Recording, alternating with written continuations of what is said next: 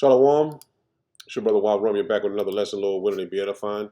I want to start by giving all praise, honor, and glory to Yahweh, by Hashem, Yahweh Shai, by Hashem, Waha, Rakak, Wadash, Barakatha Yahweh, Barakatha Yahweh Shai.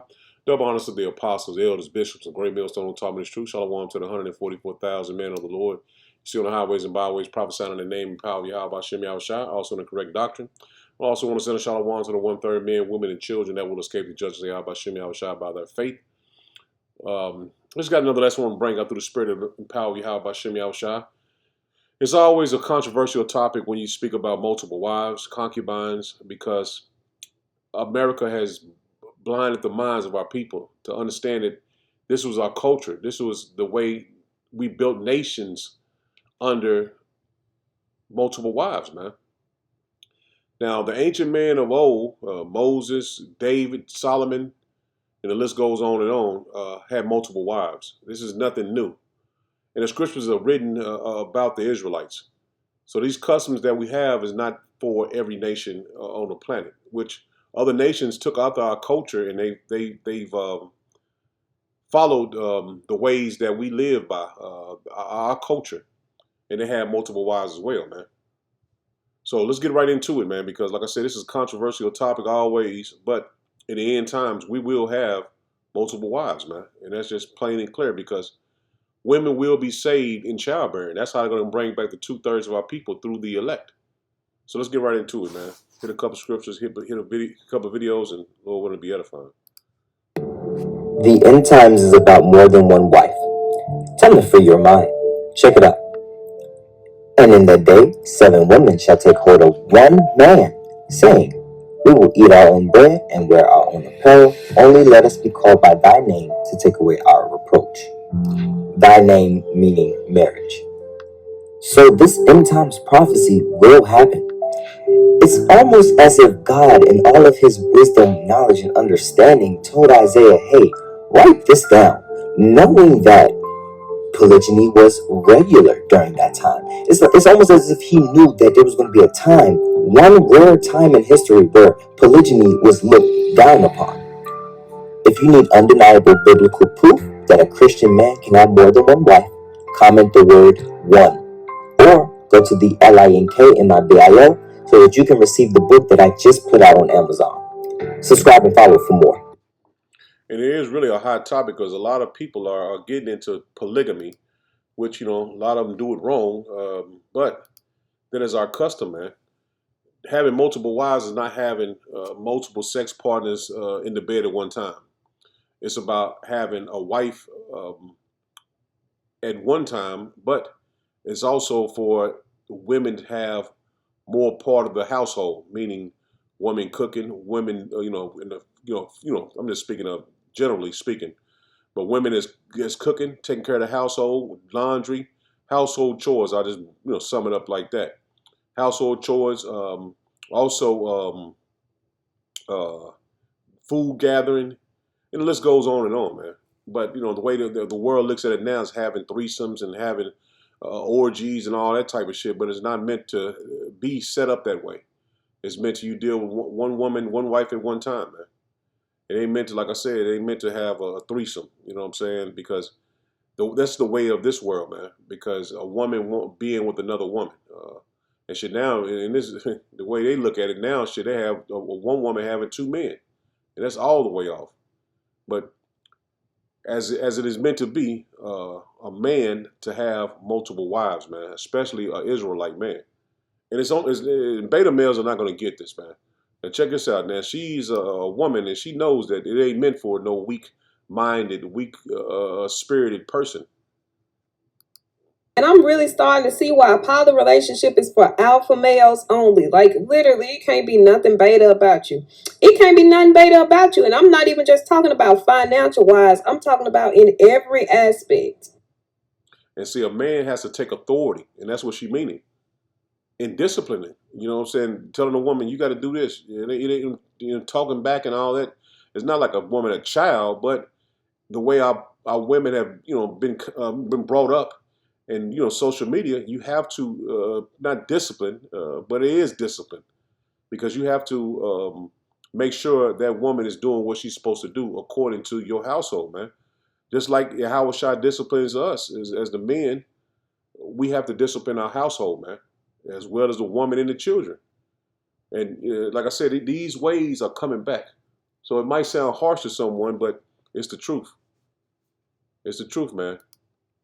Because our women have came so accustomed to the ways of this world, man, the way Esau runs the world, they don't understand that the man, the Israelite man is an authority, not the woman. Check this out. Y'all gonna have to get used to sharing because as of right now, it is 100 women to every one man. So either you gonna switch to the other side or you gonna do some sharing. Pick and choose. You know, you were taught as a very young woman to share. They taught you in grade school to share.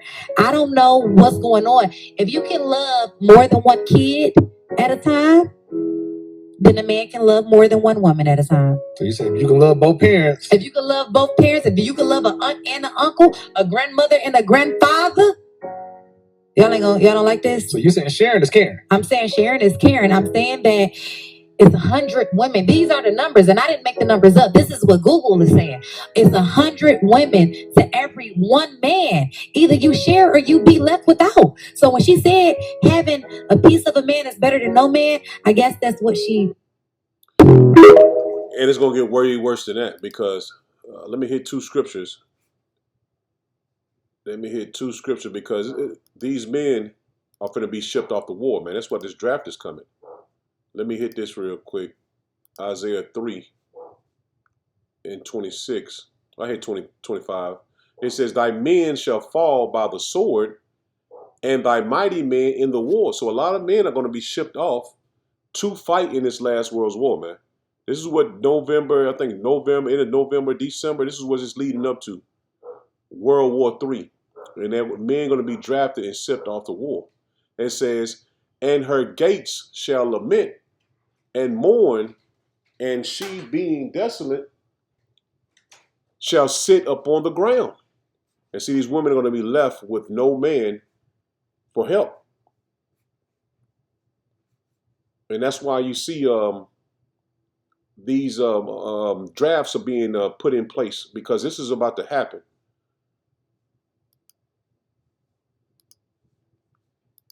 We finna be sister wives, girl? We're sister wives. We're sister wives? Okay, so we sister wives. Like, baby, that's okay with you that we sister wives? Of course. He said this was his plan all along. I've been He thinking said, you about know, he been this. plotting and scheming. I've He been plotting and scheming. He been plotting and scheming all It just night. makes sense Okay. right about now It makes sense. to lock that on in. Oh. Hey, come on. I mean, why not have them both? And a lot of women are going to understand that this is the way it's going to have to be. And it's not going to be like, oh man, I'm jealous over her because she getting more attention. It ain't going to be that way. Let me hit this real quick because that's what most women are jealous of other women. And it's not meant to have a woman jealous over another woman, man. But the way, like I said, the system is set up, Babylon the Great, is that a woman should be the one and only. You know what I'm saying? You got Esau calling the woman mom, and you know what I'm saying. The mom is not the household leader or whatever. You know what I'm saying? You don't came across an Edomite that says this, but they don't understand that the way our customs are totally opposite. Our women are supposed to be in subjection unto her husband, man, not the other way around. This is Ecclesiastic Sirach 26 and verse 6. It says, but a grief of heart and sorrow is a woman that is jealous over another woman. See, a woman is not supposed to be jealous over another woman. It says, and a scourge of the tongue which communicateth with all. So a woman is not meant to be jealous of another woman, man. You know, a lot of women are jealous over a woman's figure or her hair. And it's not meant to be that way because the beauty of a woman is her hair, but also her man. because you are under your man. So if your man is taking care of these and he's sitting on a level, then that's your glory as well, man. Because you are meant to be under your man, your husband. As right here it says, verse 3, it says, a good wife is a good portion, which shall be given in the portion of them that fear Yahweh Bashem Yahushua. So the Lord is dealing with the man, then the woman. You think that's in 1 Corinthians 14, I want to say? But that's plain, man. So your glory is your man, because he is under the authority of Yahweh Bashem Yahushua, man. So let me get back to these videos.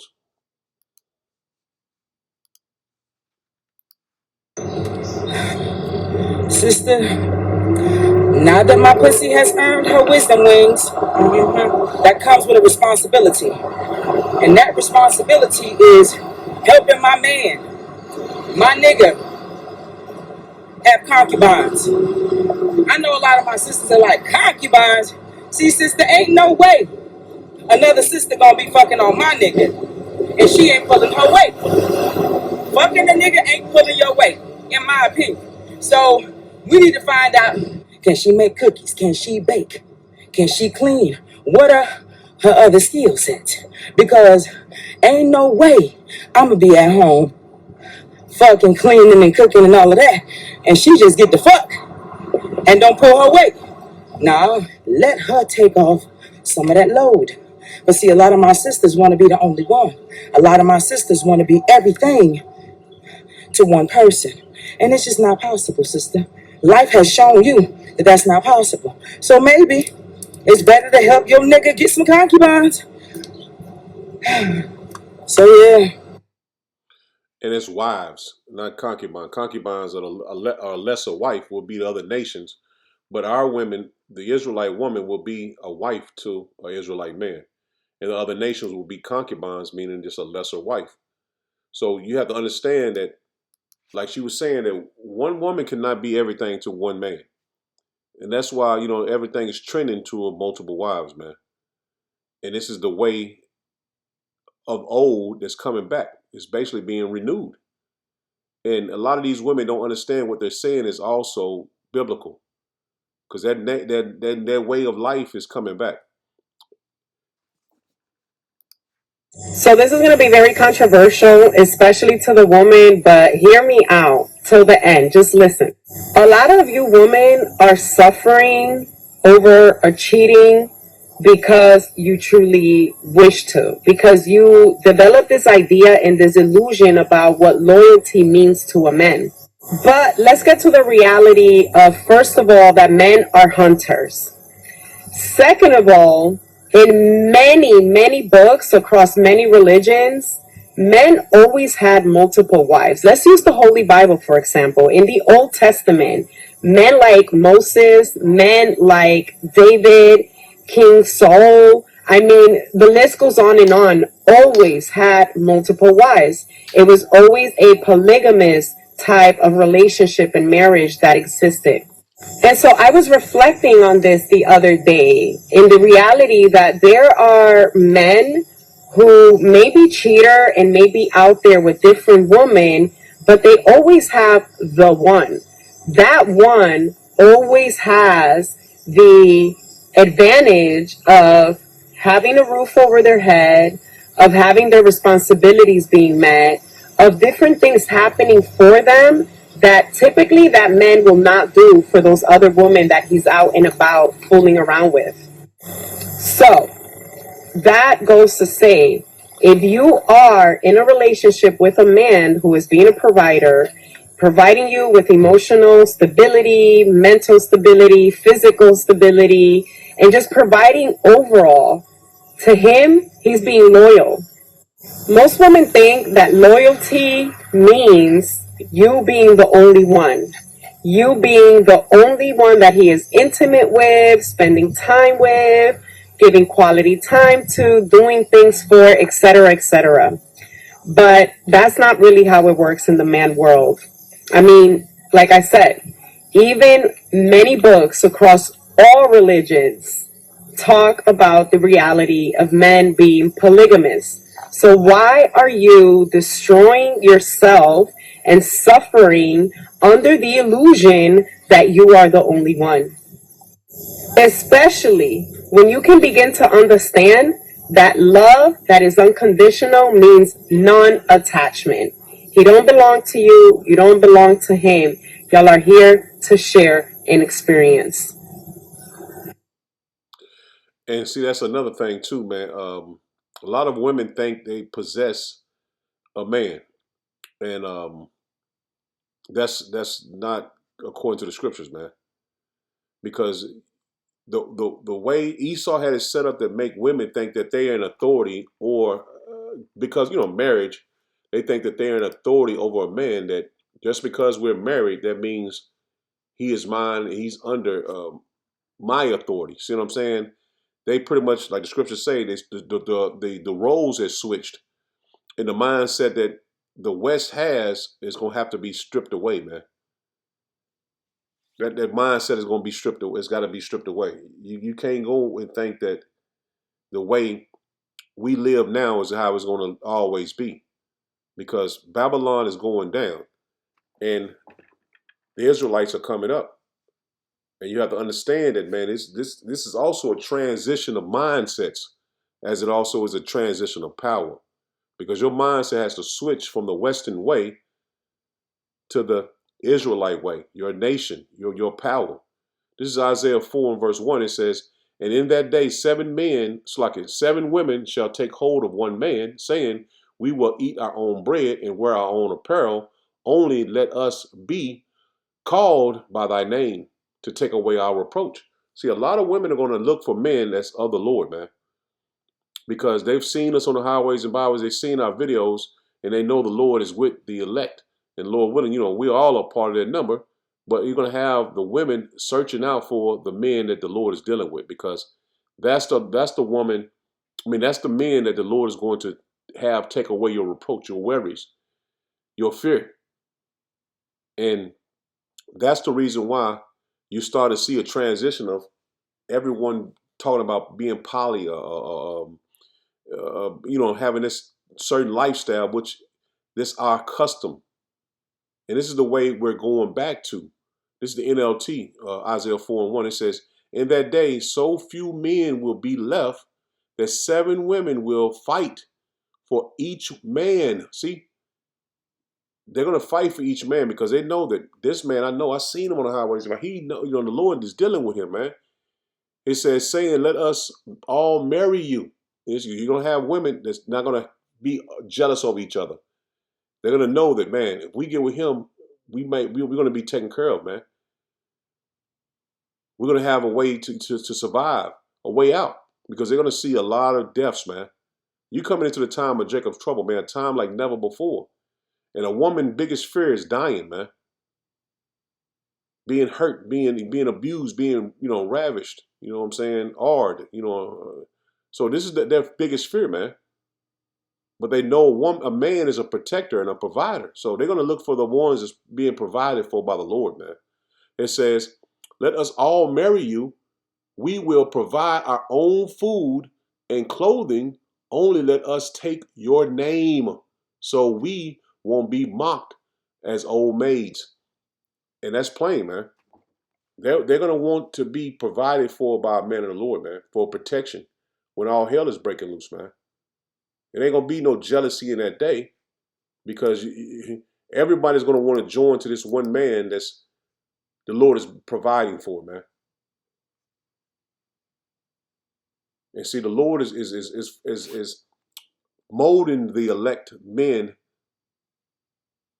to take on this power, man. Because you're gonna have power over women, power over your body, to control yourself, man. Because man, like I said before, Jake that's not in the truth. They just think, man, let me get all these women. I can sleep with all of them at one time and let them do this to each other. And no, man, you're gonna have to have control of your own mind to be able to guide these women. This is what we need to do to make it. You know what I'm saying? Until we actually beam up onto a cherry. You're gonna have to have the leadership mindset, man. not a lustful or fleshly mindset, man. And this is what the Lord is molding us, man. This is Isaiah 13:12. It says, I will make a man more precious than fine gold, even a man than the golden wedge of Ophir. So that's what the Lord is fine-tuning in his men, his elect men, to understand that we're at the end, man. Control your mind, because you're going to be providing for multiple people, man, multiple women, children as well.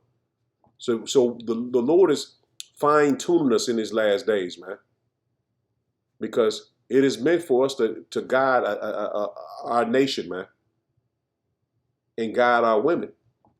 So that's what the Lord is setting up judges, man, and He's fine-tuning us as we speak. He's fine-tuning us through the Spirit, man. This is Exodus 21:10. It says, if he take him another wife, her food, her raiment, and her duty of marriage shall he not diminish. See, a man is going to continue to have multiple women, man. And the women are going to have to know that this is my wife, and I'm going to have to take her as a wife as well. I'm going to have to take her as a wife as well. I'm going to take her as a wife as well. So these women are going to have to understand it, and this is what you're going to have to be able to teach, these women that's coming to us, that this is the way it is, man. This is not going to take away from you. This is not going to take away from you. This is not going to take away from you. How many women the Lord guide to you, but we have to work, as they say, in sports. We got to work as a team, man. We got to work as a team, man. So your team, I'll say it like it, your team, your women, your wives are going to have to understand that your role is not going to be diminished, man. You're going to be your part. You have a part in this as well as we have a part in this truth, man. NLT, it says, if a man who has married a slave wife takes another wife for himself, he must not neglect the rights of the first wife to food, clothing, and sexual intimacy. So the first wife is not going to, her everything is still going to be given to the first wife if you choose another wife. So anyone you bring on to, you don't neglect them. You don't put them away. In other words, you continue to do what is right by her. As if you bring another woman, you do right by her. Same thing. You had another wife, you do right by all of them at the same time. And you don't take one and, well, I like her more. I ain't going to give her no food. I ain't going to clothe her. I ain't going to feed her. You have to take all of them and treat them the same, man. Just like your children, man. You don't treat, I ain't giving him nothing to eat because he didn't do his homework. He did do his homework. You treat them all the same, man. But this is where when you come in, this is what comes in your mind to discipline and guide the women, man. I ain't saying discipline and with a switch or no whooping, no shit like that, but in correct her, because these emotions of women, they get off. And that's just, it's just plain, man. It ain't nothing you can cover up, man. Because when women get emotional, they get that thinking that you've been mistreated or abused. And that's just the way, a woman mindset is. But this is where it comes into play, where as a man, you have to guide these women to understand this is how it is, man. And this is how we're going to get into that chariot of Yahweh B'Shem Yahushua. So you have to understand, man, we all working to one goal, and that's to be saved by the Lord, man. And the Lord is guiding these women to you for salvation, man. This is 1 Timothy 2 and verse 15. And it says, notwithstanding, she shall be saved in childbearing. See, these women that you have, the wives the Lord bring to you, these women are going to also bear your children, man. Because when we are saved from the destruction, these women are going to bear children to bring back the 2/3 of our people, man. He says, notwithstanding, she shall be saved. See, these women are going to be saved in childbearing. And if they continue in faith and charity and holiness with sobriety. See, these women are going to be saved by the Yahweh B'Shem Yahushua for childbearing, man. And you have the elect lady that might not be married, before the Lord comes. So they're going to be saved as well for childbearing. It just might, the Lord might not just have them at that time to be with the man of the Lord before the Yahushua comes, before the salvation comes. But you're gonna have some women that's not married at the end, man. But the goal is to be with the man of the Lord, man. Yeah, the goal is, man, to be with a man of the Lord. So if you're on the fence and you're like, oh man, I don't know if I want to do that, you can't be on the fence, man, because when all hell breaks loose, it's gonna be too late. This is Jeremiah 30 and verse 7. It says, "Alas, for that day is great, so that none is like it. It is even the time of Jacob's trouble, but he shall be saved out of it." See, the men of the Lord are gonna be saved out of it, man, and the women that's under those men are gonna be saved out of it as well. So I'm gonna end it there. Lord willing, was edifying. Shalom. Shalom.